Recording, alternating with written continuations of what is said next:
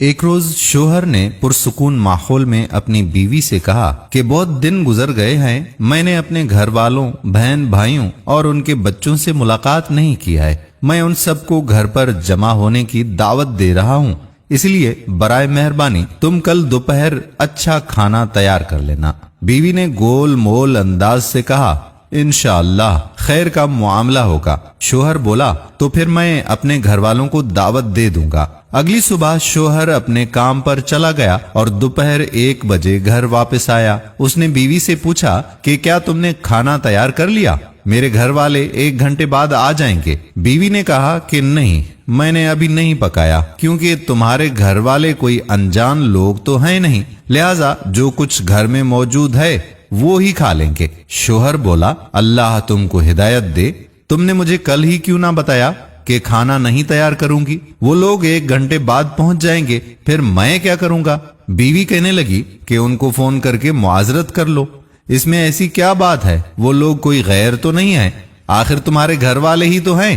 شوہر ناراض ہو کر غصے میں آ کر گھر سے نکل گیا۔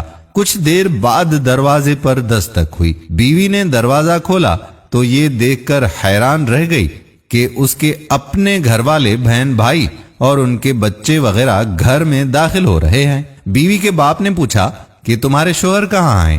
وہ بولی کہ کچھ دیر پہلے ہی باہر نکلے ہیں۔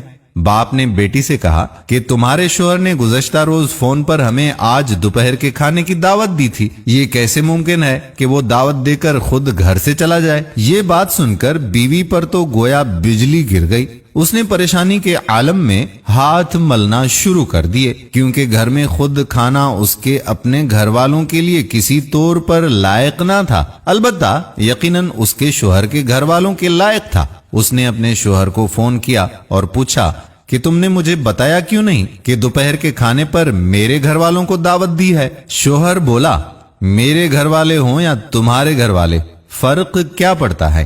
بیوی نے کہا کہ میں منت کر رہی ہوں کہ باہر سے کھانے کے لیے کوئی تیار چیز لے کر آؤ، گھر میں کچھ بھی نہیں ہے۔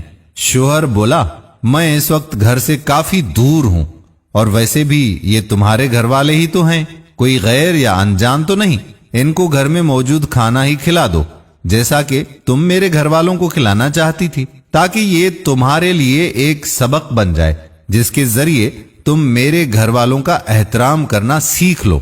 دوستو، لوگوں کے ساتھ ویسا ہی معاملہ کرنا چاہیے جیسا